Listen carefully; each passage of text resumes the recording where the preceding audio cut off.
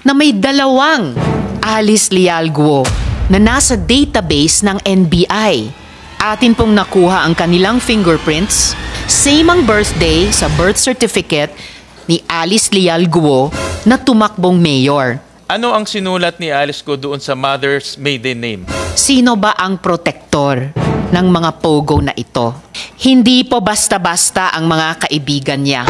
Meron nangyaring prostitution. Baka ibang tao talaga yan, ma'am. Hindi sa sistema ang may problema.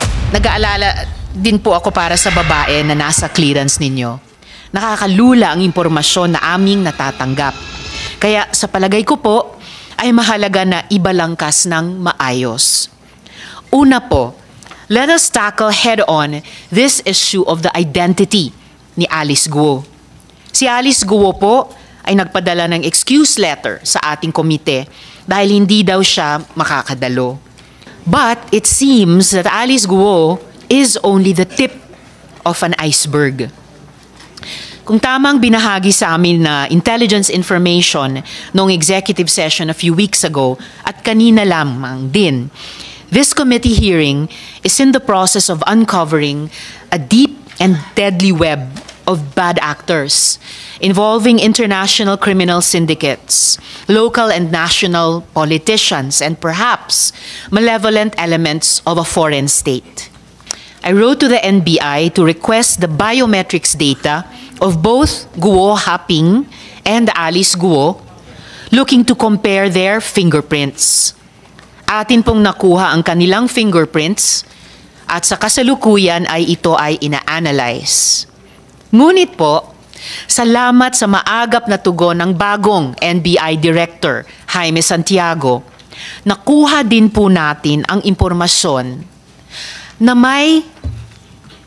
Ito na ba? Ito yung una dapat? Apo, ito po yung una. Ito na po yung... Tuloy-tuloy na lang. Okay. Nakuha din po natin na may Alice Leal Guo na nasa database ng NBI. Ito po ang Alice Guo na yon. Friends, I want you all to take a good hard look at this document. Same ang birthday sa birth certificate ni Alice Leal Guo na tumakbong mayor, July 12, 1986. Pareho ang spelling ng pangalan, pero ibang-iba ang mukha.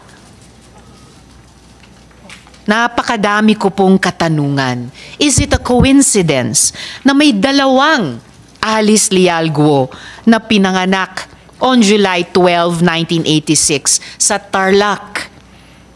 Is it a coincidence that this NBI clearance was applied for just a few days before the date of filing of the delayed registration of birth of the other Alice Leal Guo in Tarlac City?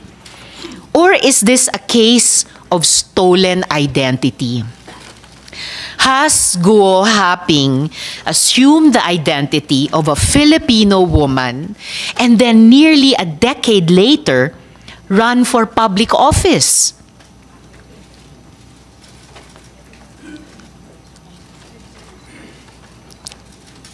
Sino po ang babaeng ito na may pangalang Alice Leal Guo pero hindi kamukha ni Mayor? Nasaan na po siya ngayon? Bakit kailangan ni Guo Haping nakawin ang pagkatao ni Ms. Alice Leal Guo kung mayroon na siyang validly issued investor's visa na papahintulutan siyang mamalagi dito? Which leads us to our next question. How large and what is the nature of Alice Guo's networks? May ebidensya na tayong nakita na may link ang Bamban Pogo Hub to Clarkson Valley, isang pogo na atin ang naunang na ocular na mayroong mga video room at mga models para sa love scam. Si Huang Ziyang, na incorporator ng Baofu at Pogante ng China,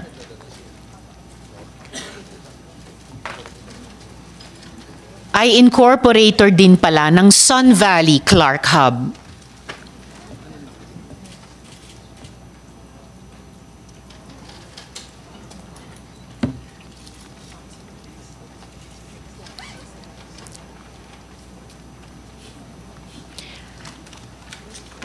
Ayon rin sa ebidensya, konektado ang Hong Seng Gaming Technologies, yung company na ni-raid at pinalitan lang ng Zunyuan Corporation sa Bamban, Tarlac.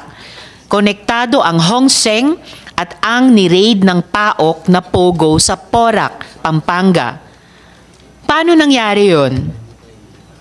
Ayon na rin sa mga papeles na nakolekta sa raid, sa pamamagitan yan ni Dennis Cunanan, dating Deputy Director General ng TLRC na may criminal conviction for corruption.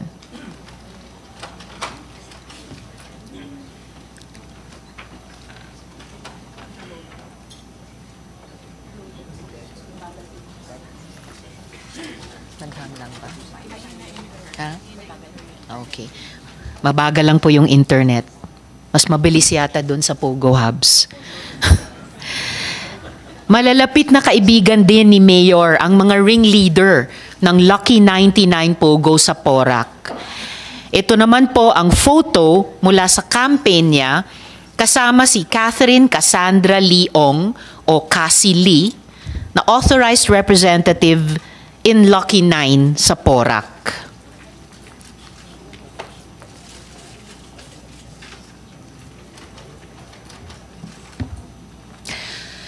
May isa pa kaming nakitang connection na nakakabahala dahil may kinalaman sa isang napakalaking investigasyon ng Senadong ito noong nakaraang Kongreso pa. Ilalabas po natin ito sa tamang panahon. At ang huling gusto kong masagot na tinatanong na rin ng buong bayan, sino ba ang protektor ng mga Pogo na ito? Gaano po kataas sa food chain ang mga protector? DILG na po ang may sabi. Pogo money can influence the 2025 elections. Mayor Alice certainly likes having friends in high places. Hindi po basta-basta ang mga kaibigan niya. Considering that this woman is now charged with qualified human trafficking, it is imperative that her links and networks are fully investigated. I now wish to ask my colleagues if they have opening statements.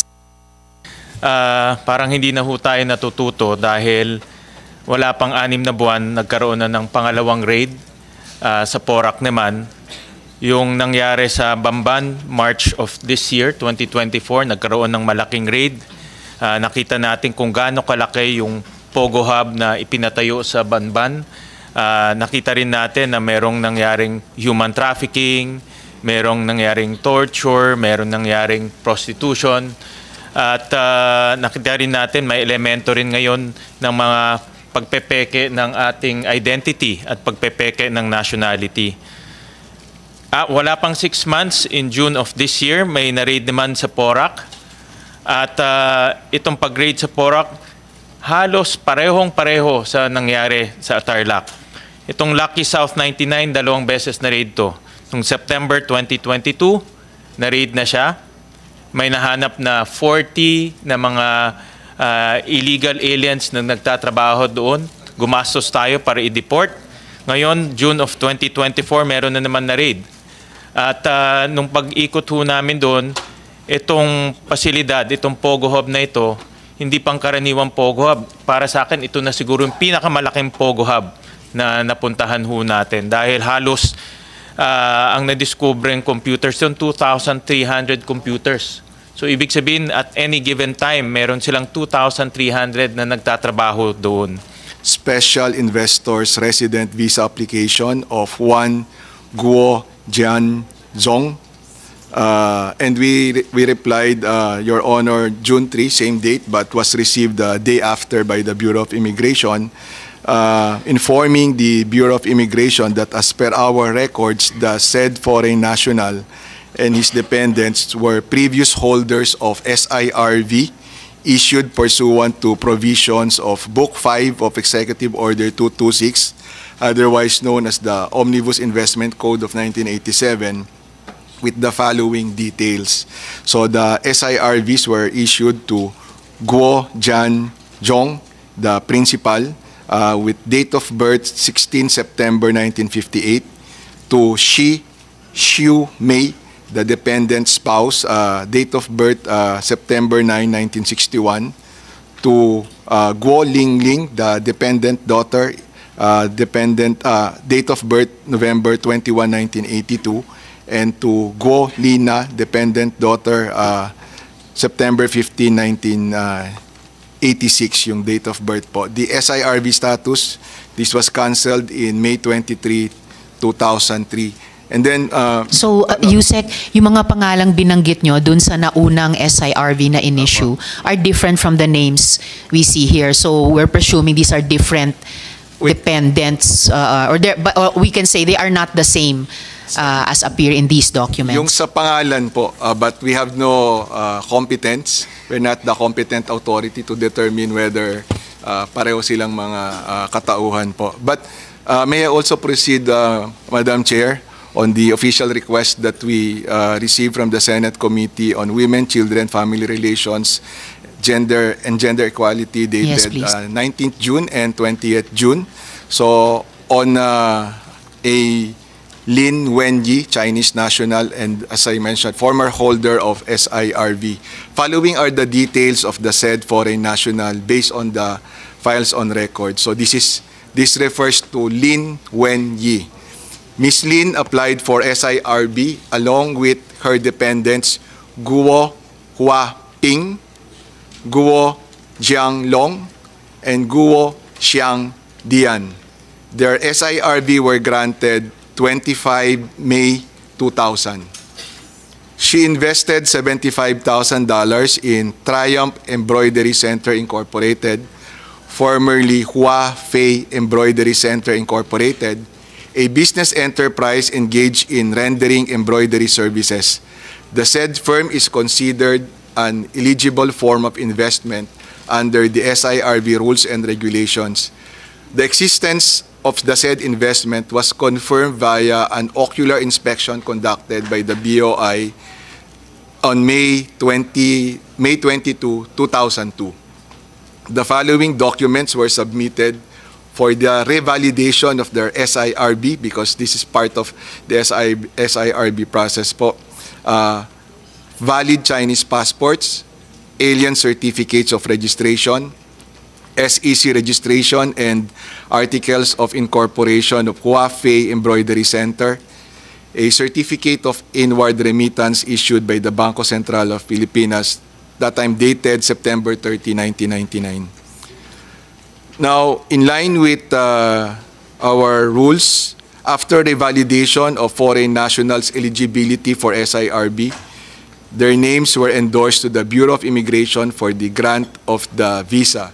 The Bureau of Immigration conducts its own validation process and then acts on the BOI endorsement by implementing the visas in sticker form onto the holders' passports. Their SIRV were canceled on August 22, 2011. As represented by the letter of the holder's authorized representative, they were applying for Special Resident Retirees Visa or SRRV with the Philippine Retirement Authority. This was as of September 12, 2011 po. Upon verification by BOI with PRA, the said foreign nationals are currently active holders of the SRRV. Now, we also provided, Madam Chair, copies of the following documents to the Senate in reply to the June 19 and June 20th letters. The accomplished SIRV application form, the initial report of investment by the applicant, the accomplished deed of undertaking, the certification of inward remittance issued by the Bangko Sentral Registration Department, the certification issued by Hua Fei Embroidery Center Incorporated certifying Li Wenyi as a stockholder of the firm, the articles of incorporation and bylaws of Hua Fei Embroidery Center Incorporated, the annual income tax return and balance sheet for calendar years ending December 31, 2001 of Hua Fei Embroidery Center duly received by the Bureau of Internal Revenue, the affidavit on the capacity to invest of at least $75,000, the certifications issued by the Department of Health National Quarantine Office, the passport bio pages and visa stamps, and the biometrics, in particular, the right thumbprint of the said personalities. Please be informed also that the SIRV holders are required to physically report to our office upon approval of their visas to have their pictures and biometrics captured for issuance of the SIRV ID. Thank you, Madam Chair. Thank you, Yusek. So, do you confirm the authenticity of these documents related to the SIRV of Guo Huaping? Yes, Madam Chair. Thank you. Ano po yung requirements para sa SIRV application bukod sa maaring nabanggit nyo na kanina? And also, what about the dependents of an applicant? May requirements din po ba kaugnay nila?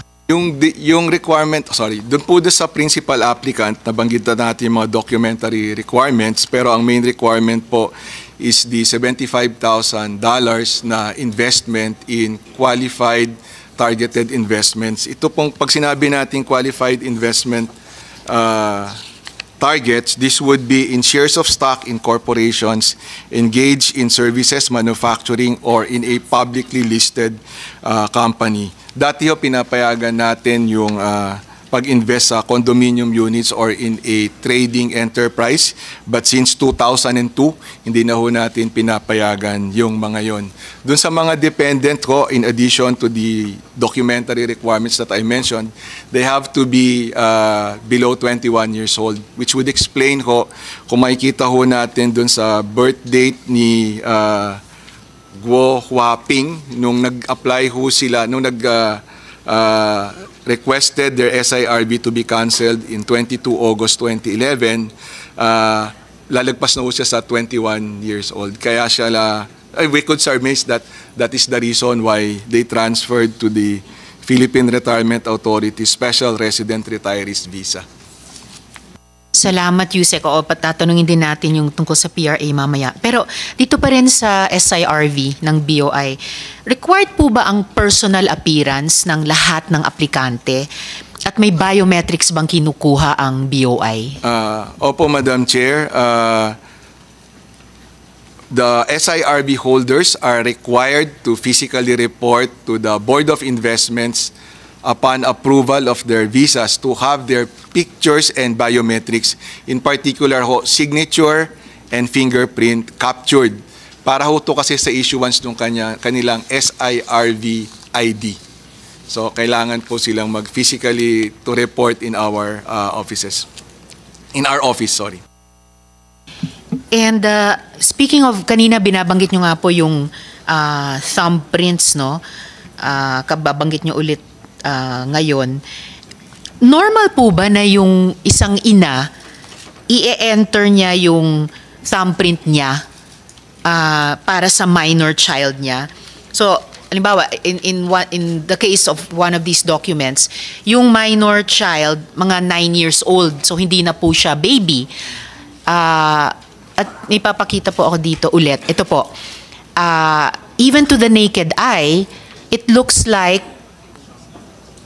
dun sa kanina, yung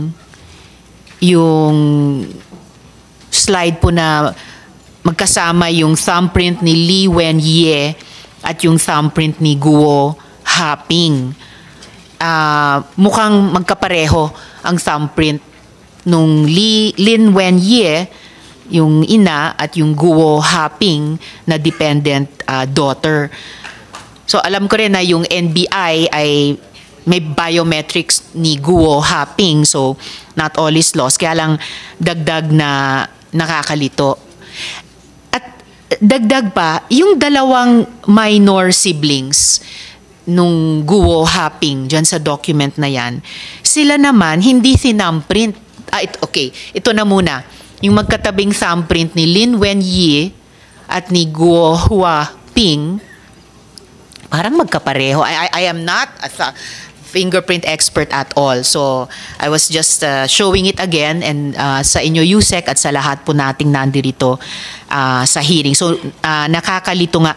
So, pero bakit yung dalawa pang minor dependents, minor siblings ni Guo Huaping, hindi, well, I cannot ask you why, pero ninonote ko lang, sila, yung dalawa, hindi tinamprint nung ina.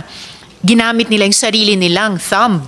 So, bakit kaya? At bakit kaya yung special effort para kay Alice? I'm of course presuming na yung Guo Huaping ay si Alice Guo din. Any insights, Yusek?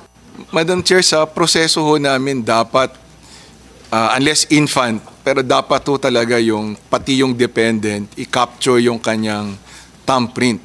So, assumption of regularity po, on the processes undertaken in 2000, yung ina, yung principal, kinapture yung kanyang thumbprint. Tapos yung si Guo Huaping, kinapture din yung kanyang thumbprint. We're not competent to assess kung one and the same yung thumbprint na nakikita ho natin. But these are the thumbprints that we have on record, including dun sa dalawa pang dependent ho. And of course, and fair enough po, Yusek. And of course, yung presumption of regularity is dun sa government agency na tumatanggap ng ganitong mga submissions or nagko-conduct ng ganitong mga procedure. So, dapat nga yung BOI.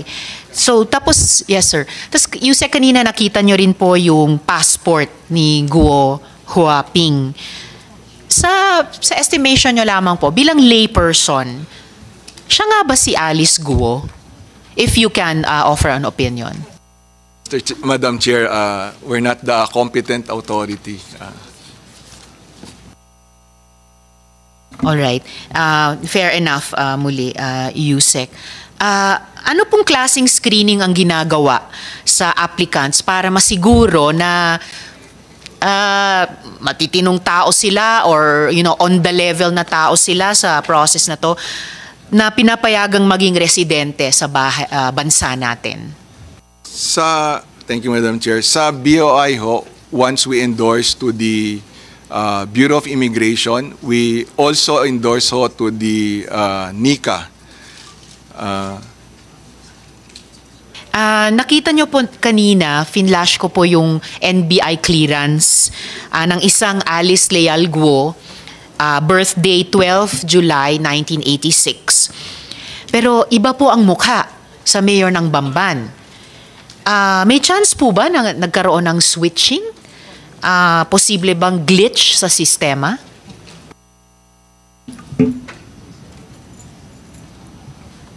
Baka ibang tao talaga yan, ma'am. Hindi sa sistema ang may problema. So, baka ibang tao ito, so nagkaroon ng switch. Pwede, ma'am. Pero hindi ko masabi kung ano ba talaga ang nangyari dyan.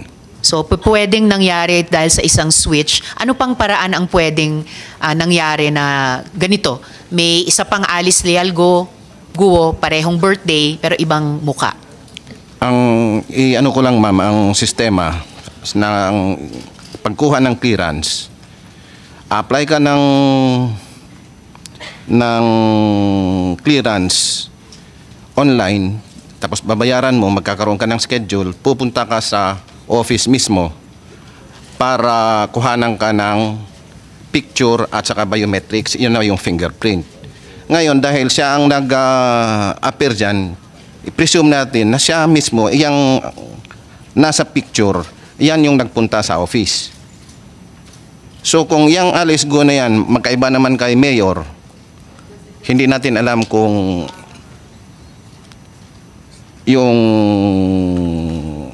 pangalan nga ay parehas na parehas ang date. Ang mas maganda, ma-determine natin dahil yung fingerprint, magkakaiba talaga yan para ma-determine natin whether or not yung tao na yan at saka yung si Mayor ay magkaiba. Tama po, importanteng mapaghambing yung mga fingerprints nila. Yes, ma'am.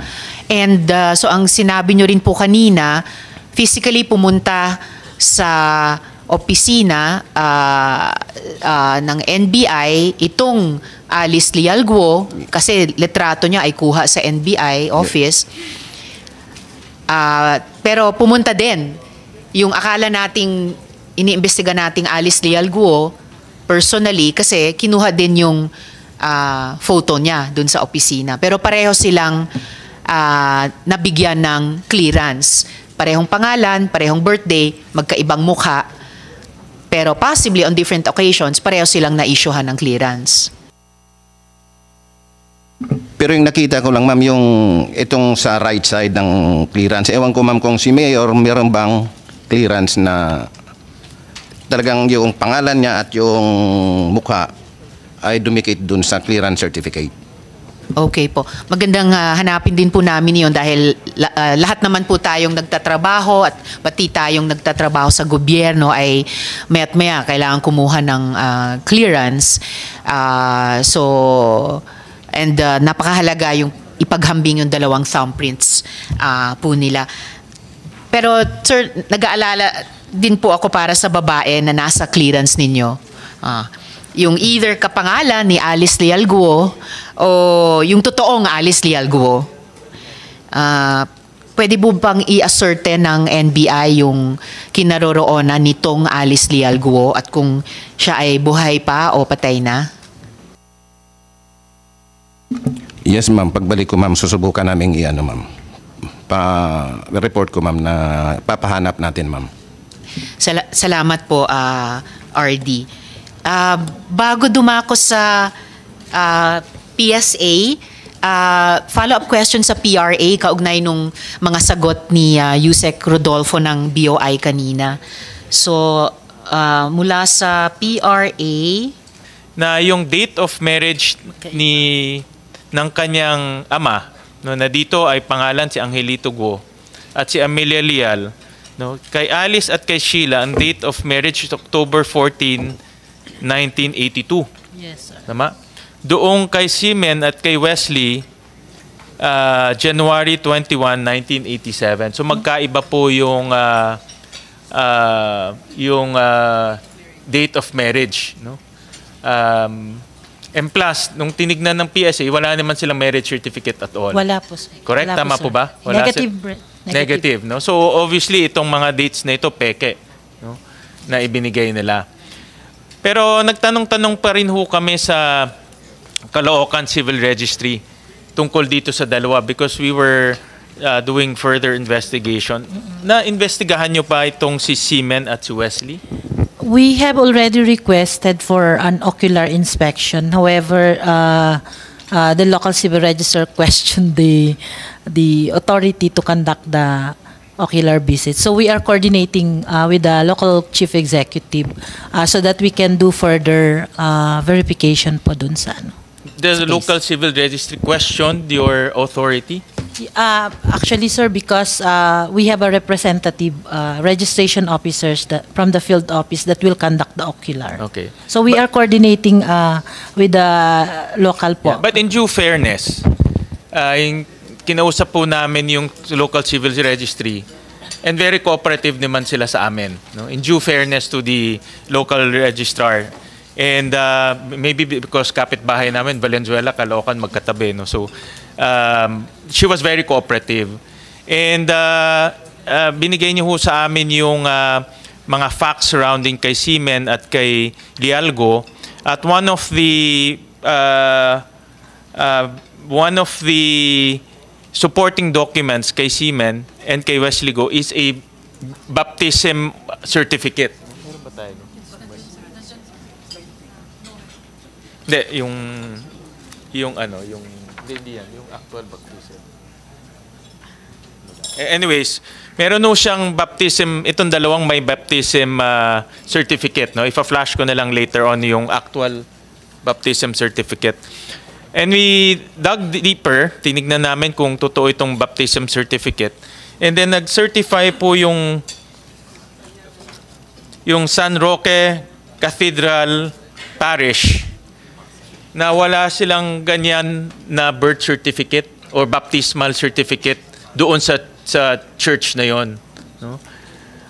Pumunta ho kami doon, binigay namin yung in-issue na yung supporting document na baptismal certificate. Pinakita namin sa kanila At sabi nila walang ganun na mga tao na binaptize doon sa kanilang lugar. And they issued ito bagong official negative certification. So, ang punto ho dito, nakikita ko may pattern with this family. No? Especially yung kanyang ama, no? Na nagbibigay ng maling impormasyon, ngayon nagbibigay ng pekeng dokumento. No, kasi kailangan ng supporting documents. Tama, ma'am, engineer? Can you put it para ma-record? No? Yes, sir. Kailangan po yung supporting documents because yun po yung evidence, facts of the birth. Kay Sheila kay Sheila at kay Alice walang supporting documents whatsoever. Yes. Diba? Yes. Dito kay Seaman at kay Wesley may supporting documents pero peke. We cannot provide yet, sir, because yun nga yung sinabi ko kanina. I know, but we nauna na kami at kinuha na namin information. So, we want to flag PSA. Gusto namin malaman ninyo na yung supporting documents, kahit na meron, peke ni Maning binigay. Yes, sir. We're also doing that, sir. Kung nakuha namin yung mga supporting documents, sinusundan namin yung kagaya po yung ginawa nyo, baptismal, is it valid? Based sa findings niyo hindi, then that makes it a proof na talagang hindi authentic yung And in fact, sir, ginagawa din po namin, we go to the barangay and ask whether these are residents talaga nung time na yon. And I want to put emphasis na napakalaki ang problema natin sa late registration process. Dapat seryosohin to ng PSA at gumawa na ng aksyon. Kung kailangan ng batas, dapat gumawa na tayo ng batas dahil after nitong investigation ng committee, lumabas na hindi lang ginagamit to ng mga criminals para makakuha ng Filipino citizenship. Nabalitaan namin na ang Canadian Embassy ngayon nagre-require na ng DNA test pagkukuha ka ng visa na may bata kang kasama. Kasi na-detect nila na yung birth certificate na ginagamit ng bata ay peke dahil ayaw nila dumaan sa adoption process. Mabusisi kasi ang adoption process natin, USEC-T, di ba? Napakabusisi yun. To shortcut, mag-i-issue na lang sila ng peking birth certificate na anak nila itong batang to. No?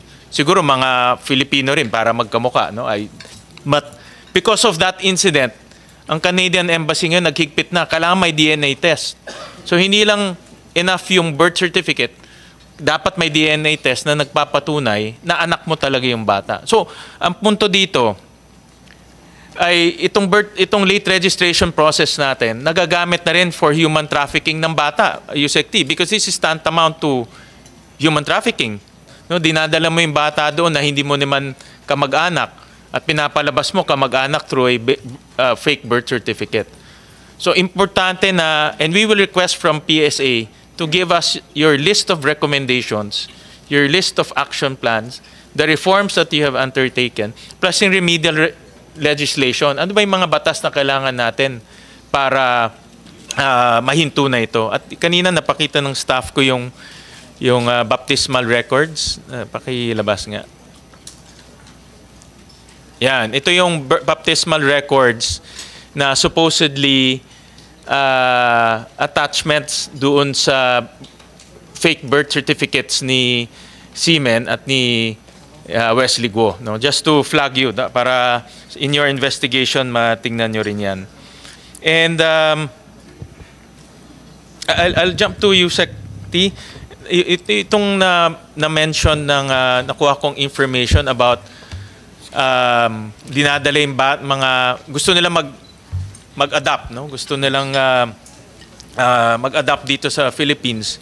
Pero dahil nga mahirap yung ating adoption process, which is tama naman, ngayon pinipeke na yung birth certificate. Meron ba kayong mga ganitong nadidetect lately? Yes, Senator. Meron po kami ganun na-detect lately. But yung focus namin ngayon, at in fact, tong nababalitaan natin na ginagamit yung late registration upang ma-regularize yung relationship ng bata at saka ng magulang. Ang basa namin dito, parang covering the tracks na lang to eh.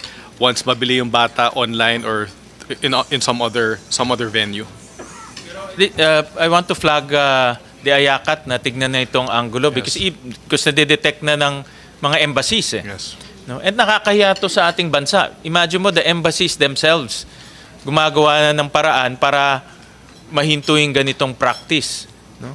Nagre-require na sila ng DNA test. I'm not sure kung how many countries do that, pero definitely sa Canada meron na. No? So I want to flag IACAT that this is happening already. Anong ibig sabihin ng dependent daughter?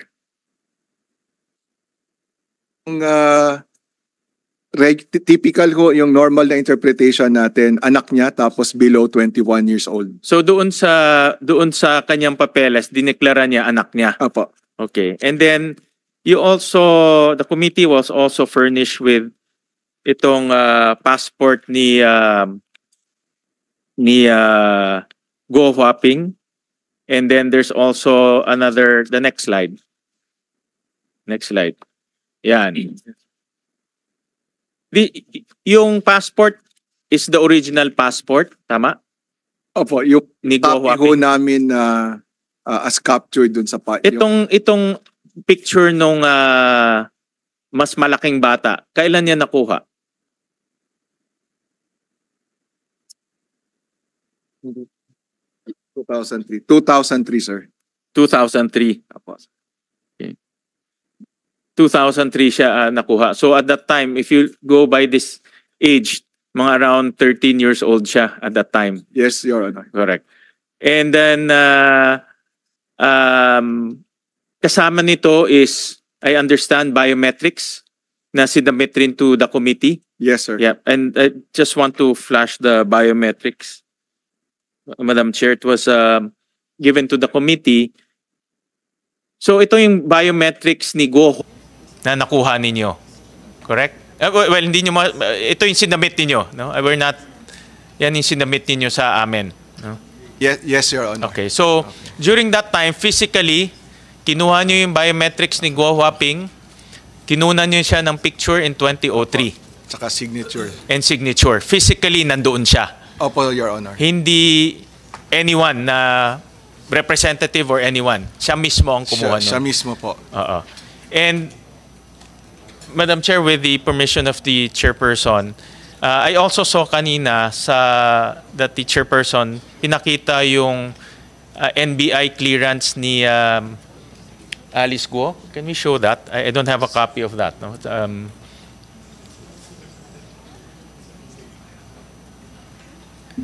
Yes, sir. This is the NBI clearance of Alice Guo, complete with picture and biometrics. Ngayon ko lang nakita yan, sir, pero kung ang NBI i-presume ko na yan na yun, sir. This was submitted to the committee. Submitted to the Official committee, sir. document. Yes, sir. So, merong ngayong fingerprint ang BOI, may fingerprint ang NBI. Kayo ang competent agency to match. Pwede nyo bang gawin yan para sa committee? Yes, sir. May dactyloscopy division kami, sir. Yun Pero determine whether or not the fingerprint ay parehas. At yung katanungan kanina ni Senator Ontiveros, sir, tinanong ko kung tapos na. Hanggang ngayon pinag-aaralan pa nila, sir. Meron I think the committee already communicated with NBI na i-match. Yes, sir. Na-match na ba? Pinag-aaralan pa, sir. Hindi pa tapos, sir. Hindi pa natapos. Pero nag-umpisa na yung matching. Opo, sir. Kailan matatapos? Itatawag ko ngayon, sir, kung kasi tinawag ko kaagad kanina, pati pinapuntahan ko na rin yung address ng nag-request ako dito sa NCR na pupuntahan yung address nung 2005 clearance. Wala pang feedback, sir. Baka pwede niyong tanungin kung pwedeng mabigyan tayo feedback bago matapos ang hearing. Yes, sir. Tatawag ko. Kasi andyan na yung galing sa BOI, which is importanteng ebidensya. Meron na kayo nakuha. Match na lang natin. Ako confident ako. 100% ako na magmamatch yan. Pwedeng, kung ang NBI, sir, wala pang specimen ng fingerprint, pwedeng dadalahin ko, sir, pagbalik ko papunta Pero sa office. napadala na ng committee yung, I think the digital copy napadala na. No? Itatanong. Paki-verify na lang, sir. Yes, sir. Okay. Tatawag ko ngayon, sir, pagkatapos, sir. And then, I want to ask, Madam Chair, again, pursuing your question to